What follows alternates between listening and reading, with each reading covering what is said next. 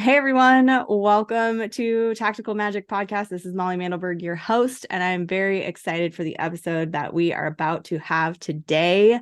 Your body is the key. Your body is storing and holding so much of your life and your past experiences, and it tends to hang on to them until we learn how to move them. And so we're going to be talking today about somatics and the magic of bodies, emotions, intention, attention. And I have an expert on that here with me today. So hang tight for one sec. We'll be right back. It's not just about mastering technology. It's not just about brand or messaging. It's not just about making more money. It's about showing up in a big way so your people can find you. This is about bringing your most wild and authentic self into the hustle and grind. Welcome to Tactical Magic, a business strategies podcast for the warrior goddess entrepreneur. Awesome. So Aimee Takaya is an international somatic yoga teacher and full-time Hanna Somatic educator, or Hanna Somatic. I don't know how to say that. Hanna. Okay. She helps heart-led leaders, teachers, coaches, therapists become more somatically aware so they can release muscular tension, stress, and pain, and perform at a higher level in all they do so they can impact the world with their radiance. Welcome to the show, Aimee. Thank you. Thank you for having me. Yeah, so happy to have you here. So Aimee and I met working in the Healing Garden at Cascade Equinox Festival this fall, 2023, excuse me. I'm getting ahead of myself. And yeah, I just saw that she had a podcast and I loved the energy of what she was creating in her booth, which was a couple doors down from mine. And I thought, we should bring you on the show and talk about all the magic that you have to share. So give us just a quick synopsis of how did you end up doing this work in your life? Because there's, entrepreneurs out there who are like trying to find their path and follow that, golden thread to their purpose in life. So what was your journey like? Well, I'd say that my healing journey started with lots of health issues and all kinds of emotional catastrophes even as a child and as a teenager and as a young adult. And those catastrophes kind of threw me into looking for real help and real change in my body, right? And luckily I had parents who, instead of just throwing some psychiatric drugs at me, they actually promoted things like my father promoted that I practice yoga. My mother promoted nutritional healing and these alternative forms of healing for what was going on in my nervous system, what was going on in my body. And so I started practicing yoga at 19 and then became a yoga teacher at 23. Around that time, I was also practicing nutritional healing. And of course, as anybody who's listening knows, healing is not linear. And so, there's not just like that golden moment where I fixed myself and I was just good from that point on. The yoga ended up being a very fascinating journey for me in which I discovered how little body awareness I had, how little proprioception I had. And that eventually came to a head for me in my yoga practice because I injured myself a lot, not having proper guidance at that time from the instructors in my life, but also from, like I said, that lack of awareness in my body. And so I ended up living in pretty terrible chronic pain, especially in my pelvis and all down the left side of my body for years. And it was a difficult thing because I was a full-time professional yoga teacher and I felt kind of like I was having an identity crisis as I had this intense pain in my body and this tension that I was carrying. And my yoga practice didn't seem to resolve it. It didn't seem to make those tensions and pains dissipate, no matter how much I stretched and pulled and yanked on my body or twisted myself into a pretzel or meditated for hours on end. I was still limping around in pain. Well, miraculously, my father, once again, kind of this familial, patterns in my family that are very interesting. My dad had discovered Hanna Somatic Education, and he kept telling me about this practice. And I just didn't believe it. I just was like, how would that do anything? Because it was these tiny little micro movements that he would be instructing me to do to deal with the pain in my body. And it seemed like I was just like, I can't even imagine how this is going to do anything. And so I resisted for a long time, also because he's my dad. It was coming from your dad. Yeah. Yeah. And so it was just like, no, goes. Dad, I'm not going to do that thing that you want me to do. Right. But over time, I came around to it because when I would be really desperate, when I would be literally laying on a floor in like Norway in a yoga studio where I was like living and teaching, and I could barely walk up the stairs because I was in so much pain, I would be like, okay, I'm going to do that video that my dad sent me. I'm just going to lay down and I don't know what's going to happen. But very consistently, these tiny little movements would reduce the level of pain in my body. And if I practiced them regularly, the pain would lessen and lessen and lessen, and I would start to feel a lot better. And so, of course, I would abandon the movements and I would stop doing it. And I would continue with all the things that I was doing that I didn't realize back then, but I can plainly see now were part of that cycle of pain that I was in, the way in which I was doing things. You know, it's not the yoga that harmed me, it was the way in which I, in my soma, in my body, was practicing, and was from a level of disconnection and a lack of awareness in my physical body. And so coming into the somatic realm has been incredibly healing for me, not only in my life on so many levels, but also in my relationship with yoga. The relationship I have with yoga now is a lot healthier than it used to be. It used to be very compulsive. You know, I would sometimes punish myself in my yoga practice, you know, because I was going through these things internally, you know, and that was, like I said, part of why I injured myself, pushing beyond my limits over and over again, trying to achieve something, trying to fix myself, you know. And what I really needed to do, and what I realize now, is that I needed to undo. I didn't need to do more. I needed to undo and unravel the things that were plaguing me, the pains and the tensions in my body that were not only from yoga injuries, but were from my life experiences, and were from the things that went on for me when I was a child, right? And so really, somatics has been this beautiful way for me to take a big kind of holistic view of the interconnectivity of all these different things that are going on in, you know, my life, but also the life of my clients, right? It's never just one thing that's going to be like affecting us. It's many things that are affecting us simultaneously. And in that same way, it's never just going to be one thing that heals us. It's going to be from a lot of different, you know, different avenues that we're going to draw this in and pull in something that works for us as individuals.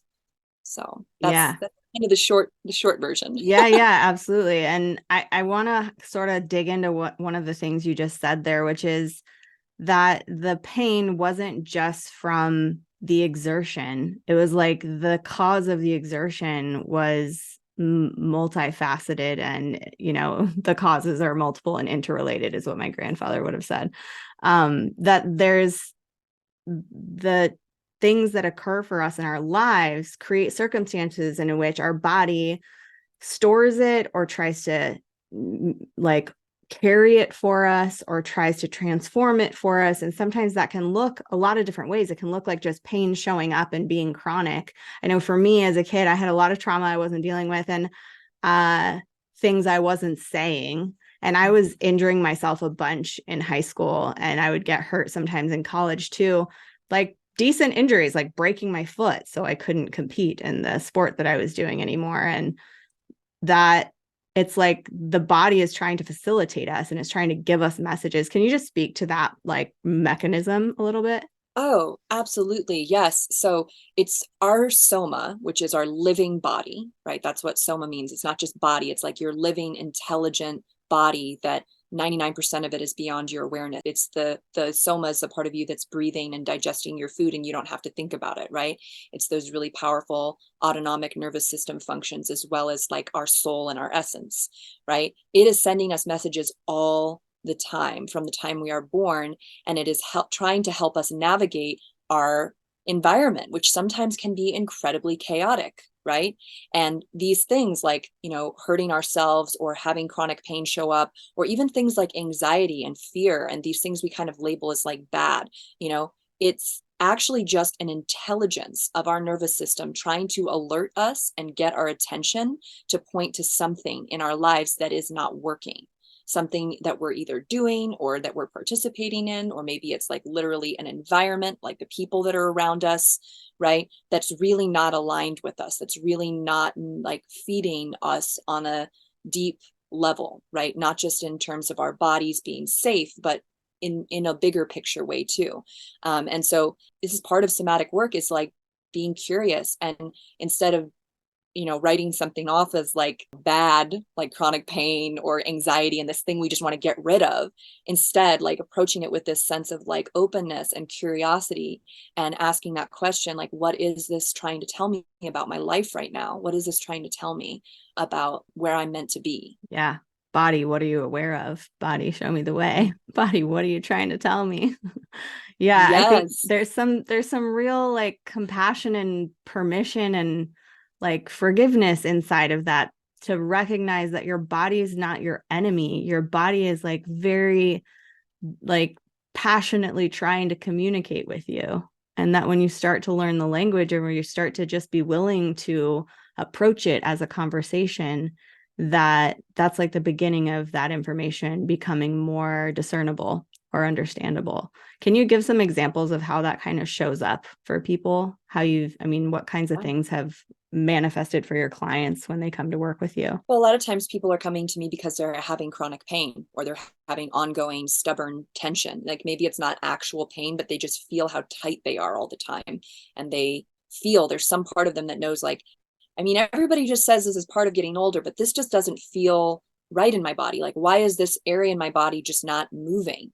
And it's tight even while I'm sleeping and I'm waking up sore, feeling like I ran a marathon and my lower back is so tight, right? Like there's this knowing that people have that like something's going on here that like could be shifted, and they're looking for that. They're looking for a shift out of this stuckness, this physical stuckness in their body, right? And a lot of times they have been living with a resentment of that area of their body, a resentment of that pain, because they don't know what to do about it and they don't really know like what it's saying. And so one of the ways that it starts to shift for them when we're working together is, first of all, they literally experience their muscles relaxing and lengthening internally from something that they did. Like I'm facilitating, I'm guiding them in a very particular way of moving that is natural to their nervous system. Just nobody ever taught them how to move this way, right? And when they do, they experience the pain releasing from their body as the tightness goes away. They experience more expansiveness and relaxation. And generally speaking, this is a subtle experience. I mean, for some people, it can be dramatic, especially if they've been in a lot of pain, to suddenly have that pain just disappear. But it's a subtle experience because it's not coming with like a burst of chemicals. It's actually like a reduction of stimulation. It's actually like reducing the tonicity of the muscle and reducing the nervous system output, right? So there's like quieting that's going on.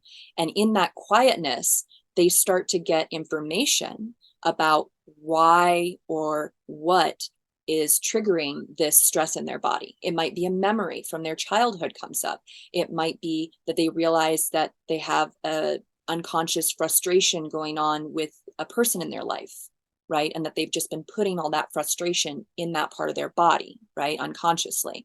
It may even be that they don't like their job, you know, and they want to be doing something else with their life. It could be all kinds of things that they start to realize when that unclenching lets go. What was stored there? What was that part of their body responding to in their life, right? And so that can look like some of my clients, will change their living situation while we're working together. They will start a brand new creative project that they didn't even see coming. They will expand their business, or they'll change their business entirely. They'll like take a break from it. They'll do something that their body has been trying to get them to do, right?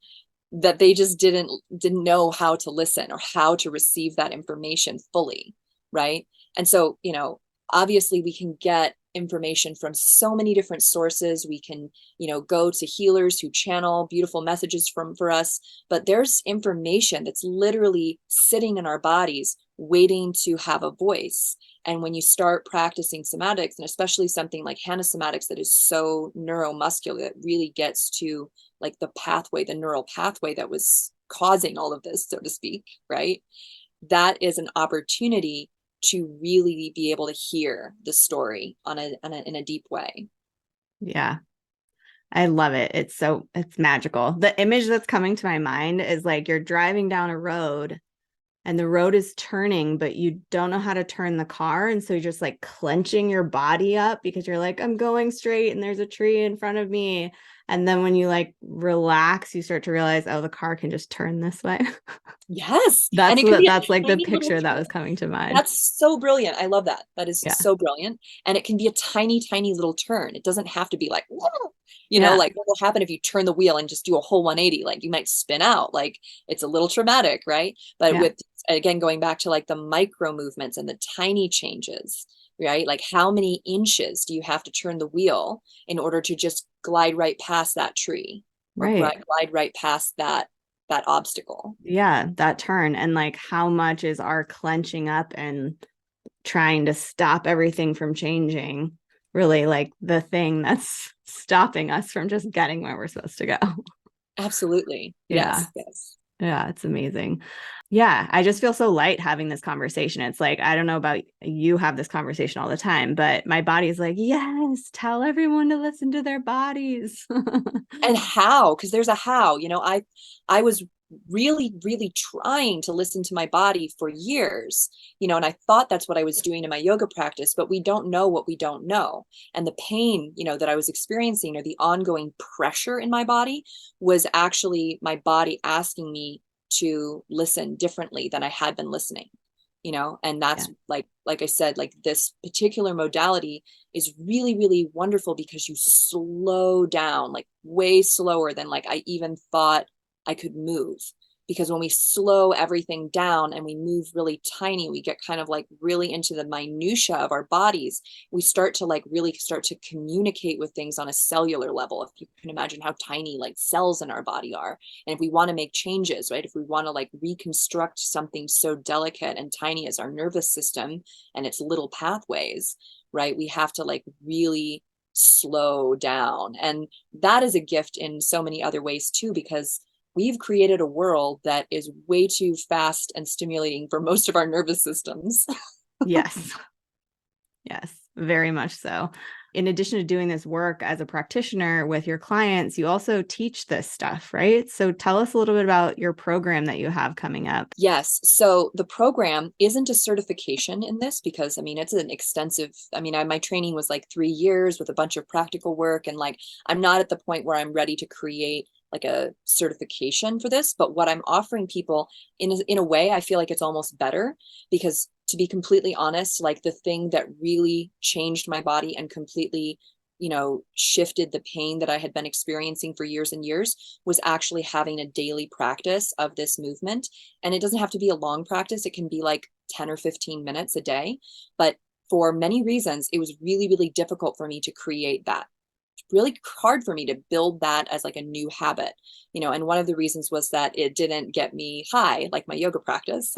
Mhm. Where there would be this like big output of like brain chemicals that would like make me want to go do that again. It was this subtle, gentle thing, but what we focus on in the program is actually not only unwinding all of the tension that you've been accumulating during your lifetime, right? We work to unwind that as slowly as your nervous system needs to, because it's a 6-month long program, right? So we take our time with it. We're not rushing into anything.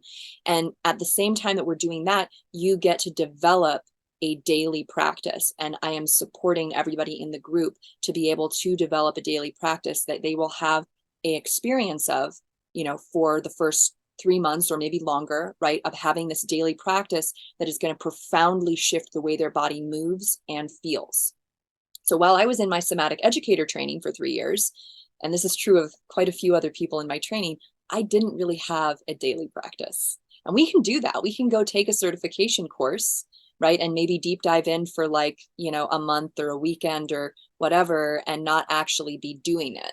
But the program's focus is on doing this for yourself in your body so that you have this as a foundation and you have this available to you for the rest of your life, that you can lay down on your bedroom floor and do some movements to dramatically decrease the level of tension and stress that your body is experiencing at that moment, right? Amazing. Yeah. And I will speak to that as well. The having both the accountability and the support to create a new habit, to add something to your life, to change something in your life is just 1,000 times easier than reading a book about it or watching a YouTube video and being like, I'm going to do this, or I'd like this to be part of my life now. And then the follow through, when you don't have the support, you don't have the accountability, you don't have the new knowledge, and also the community aspect can be a huge component to encouraging you to stay on that train, to actually show up for that stuff. So I can only imagine what people get out of that experience over the course of 6 months. And that's starting really soon, right? People are, Yeah.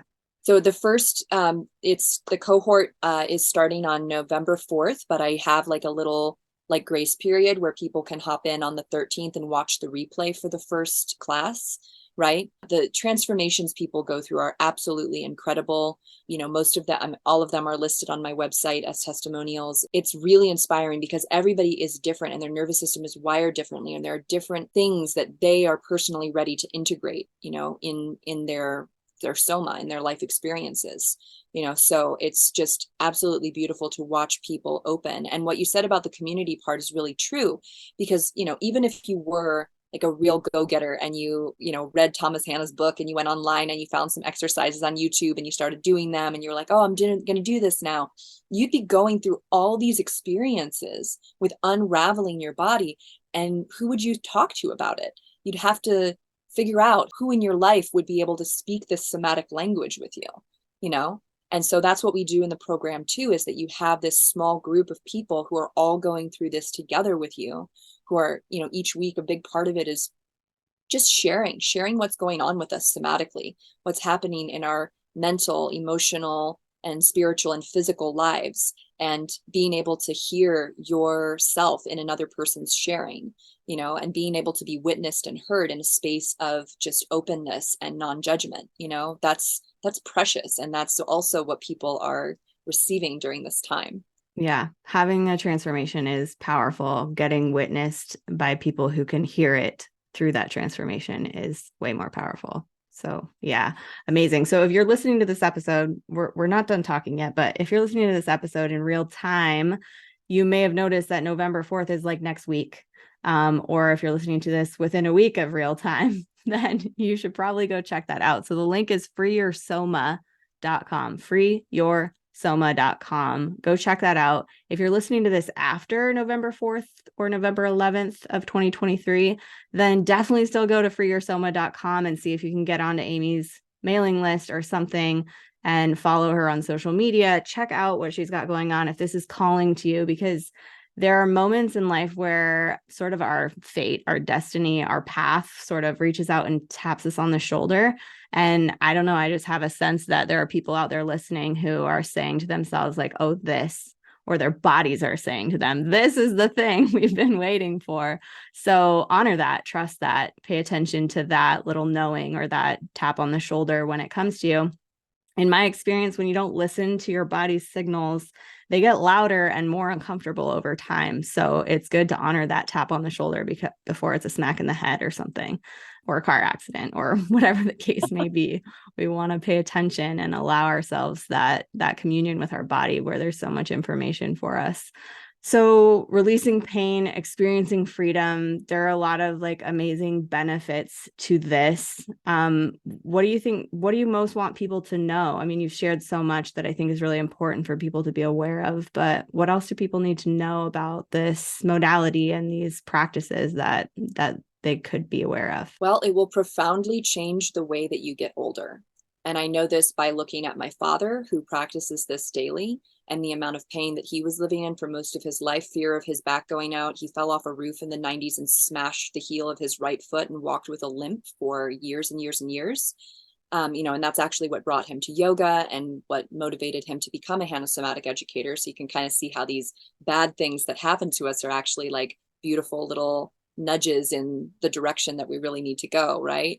But he now is able to get down on the floor on his hands and knees and play with my son, and he does not live in fear of his back going out, and he's almost 70 years old.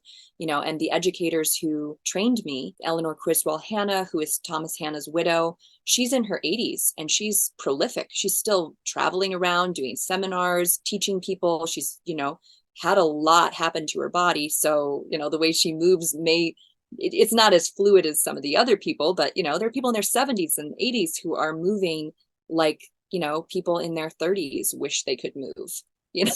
Yeah. So it's not just something that's going to serve you now to learn this. And like I said, this is not something, it's not just like a cool technique someone made up. It's actually just a person who discovered a part of our body that we're just not utilizing, right? And learning this it changes the way that you experience life as you get older. Less pain, more mobility, more freedom. That's huge, especially if you've spent any time around your grandparents, right? You know what that suffering looks like when you can't do what you want to do anymore. Exactly. And the lessons that can come through it too, of, just tapping into more of the wisdom that you have access to in your body, in your awareness, in your physical reality.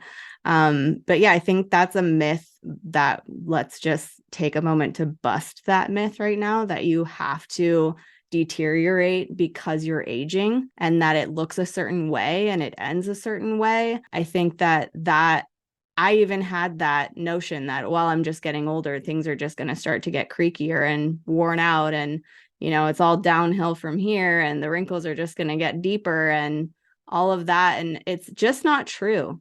Yes, your body will get older. That's what time does, but it doesn't have to deteriorate at any rate that you've seen before. And that the more you give yourself the time and attention, the stronger you are now, the stronger you're able to remain as you get older. So my dad I think he just turned 78 and he bikes 11 miles a day. He stretches every morning. He takes amazing good care. He doesn't eat very well, but he takes amazingly good care of himself physically. And that is just making things work better. It just means that you have that mobility, that function as you're in your elder years. It's just a nicer way to live than just adapting to the pain as it comes and sitting with that and just, rolling over and saying, well, this is just where I hurt now and I'm going to hurt forever. Like, what if that doesn't have to be true? What else is possible? Yeah. Thomas Hanna's book was just really re-released in French, and they actually, instead of calling it Somatics, they call it The Myth of Aging. Because he definitely was a big proponent of this. By the time he was educating people in his training, he was in his 70s and he was putting his leg behind his head to like impress people. But, just to show that, it is how we tend to ourselves and how we tend to our somas and how well we're able to listen and respond real time, moment to moment in our bodies, that's going to change the trajectory that we're on and where we're headed. Yeah. It's really powerful stuff. So I think people are probably vibing with you. What are the best ways for people to follow you and get more info? We already mentioned freeyoursoma.com, but where are you keeping things up to date that people should go check out? Yeah, so I share a lot on Instagram. Aimee Takaya, it's my name, one word, AIMEETAKAYA. That's my Instagram handle. And then, just reaching out for a consultation. Periodically I do free consultations. Sometimes they're paid depending on like the level of demand that I'm having in my life at that time, but most of the time they're free for a consultation.